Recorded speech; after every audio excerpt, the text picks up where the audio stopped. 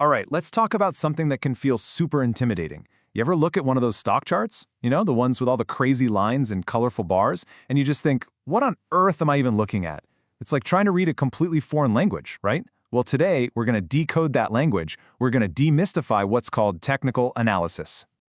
So it really all boils down to this one simple but kind of profound question. Can the past actually predict the future? I mean, really, can a stock's history, all of its ups, all of its downs, give us actual clues about where it's headed next? That's the big puzzle we're going to try and piece together today.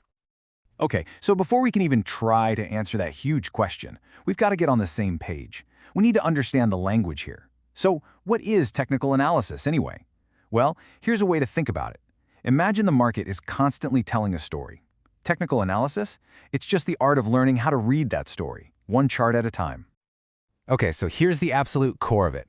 Technical analysis is all about trying to forecast future prices by looking at what's already happened. And it really focuses on just two things: price and volume. That's it. What's kind of wild is that it's a discipline that intentionally ignores all the other stuff, like a company's earnings, the latest news headlines. None of that matters. It's all about focusing on the pure, raw data of how the market itself is behaving.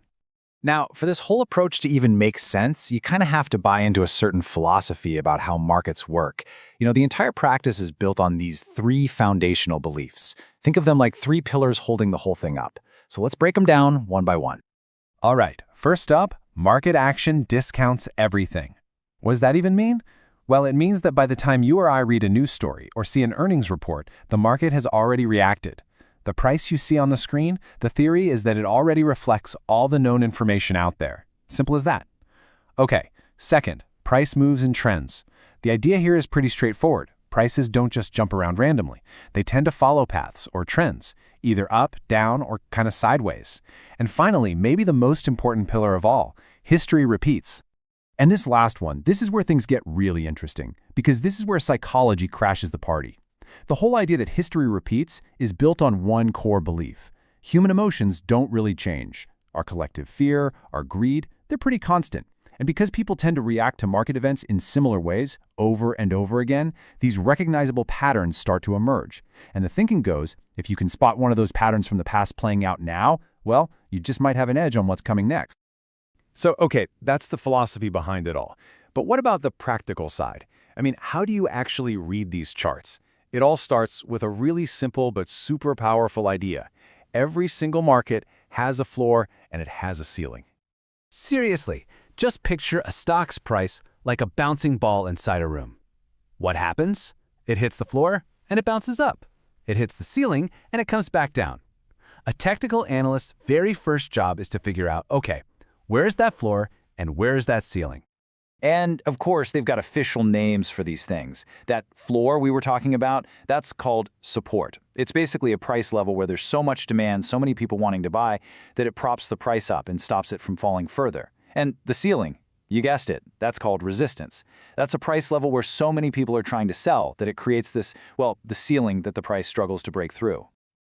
But it's not just about floors and ceilings, right? There's definitely more to it than that. Analysts have this whole toolkit full of instruments that help them make sense of the market's story. So what's actually in this toolkit? Let's take a look. So the main tool, the bread and butter, is the price chart itself. What analysts do is they stare at these charts, looking for recognizable patterns, specific shapes and formations that have in the past signaled a big change in direction. They also pay super close attention to something called volume. Think about it. A big price move that happens with a ton of trading volume, that's a way stronger signal than the same move on low volume. It shows there's real conviction behind the move. Now, you might be thinking, okay, looking for shapes and patterns, that feels a little subjective, doesn't it? And you'd be right.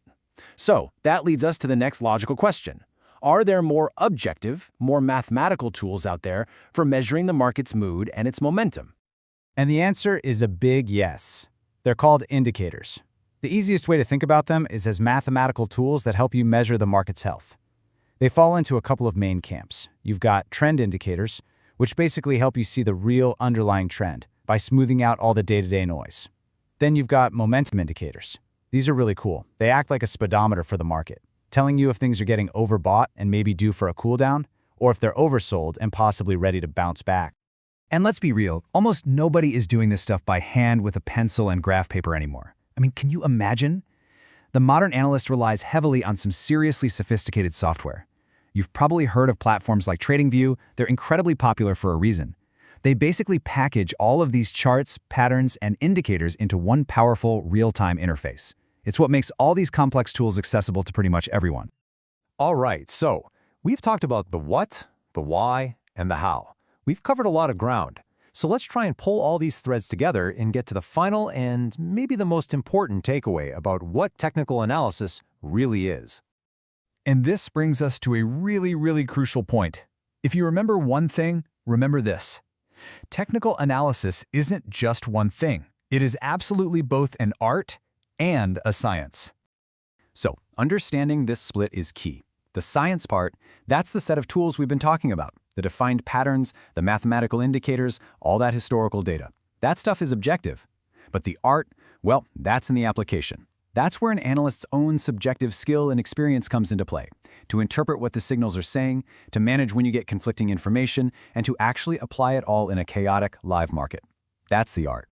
And here's something that's super important to remember. This is almost never used in a vacuum. I mean, most pros don't rely only on technical analysis. For a much more complete picture, it's often paired with something called fundamental analysis. And that's the complete opposite. It's the deep dive into a company's financial health, its industry, the whole economy. The two approaches are totally different, but they can actually complement each other perfectly. And all of this, it brings us right back to where we started, that big question. After looking at the philosophy, the tools, and how it's all applied, is technical analysis a genuine forecasting tool, or is it just some kind of financial fantasy? Well, the reality is, it's not a crystal ball. Nobody's got one of those. What it really is a framework for looking at probabilities and managing risk. For some people, it's an incredibly powerful tool. But one thing is for sure, it is never a guarantee of the future. So the real question I'll leave you with is, what do you think?